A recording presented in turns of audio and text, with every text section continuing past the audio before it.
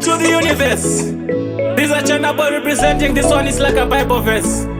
Yo Matalia Saka ndatoka mafanzi angu wacha pururuza. Ndapinda musango mahandati no shungurudza. Oma kubasa semukati no pfumburudza. Vamuka mona asise chongwe vakati musango. Paratidza changu chipo. Ndadzoka musango vachatenga nemutupo. Mengwe nekatsuro semuriwo ndo zviripo. Nyaya yekugona yete ndidiwe nepipo musango. Paratidza changu chipo. Ndadzoka musango vachatenga nemutupo. Mengwe nekatsuro semuriwo ndo zviripo. Nyaya yekugona yete ndidiwe nepipo.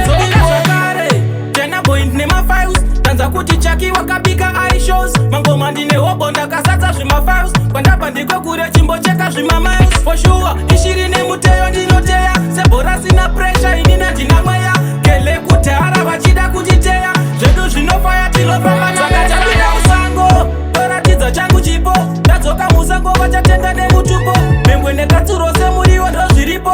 Nyaya yekugona yete ndidiwe nepipo musango. Paratidza changu chipo. Ndadzoka musango vachatenga nemutupo. Mengwe nekatsuro semuriwo ndo zviripo.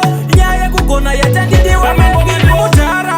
Siriti mundokanika. Ndasvika pastage matsaka mopanika. Kele ndipe biti vambonzwa zvandabika. Jaja vati blessa kumberi tinosvika gokipa. Zvimangoma ndinobata. Ndaya neutsi nekunge Zulu wekashaka. Pangoma ndinorapa kunyangwe siri doctor. 2026 toda kufamba nemoira musango. Paratidza changu chipo. Ndadzoka musango vachatenga nemutupo. Mengwe nekatsuro semuriwo ndo zviripo. Nyaya yekugona yete ndidiwe nepipo musango. Paratidza changu chipo. Ndadzoka musango vachatenga nemutupo. Mengwe nekatsuro semuriwo ndo zviripo. Nyaya yekugona yete ndidiwe nepipo musango. Paratidza changu chipo. Ndadzoka musango vachatenga nemutupo. Mengwe nekatsuro semuriwo ndo zviripo. Nyaya yekugona yete ndidiwe nepipo musango. Paratidza changu chipo. Ndadzoka musango vachatenga nemutupo. Mengwe nekatsuro semuriwo ndo zviripo.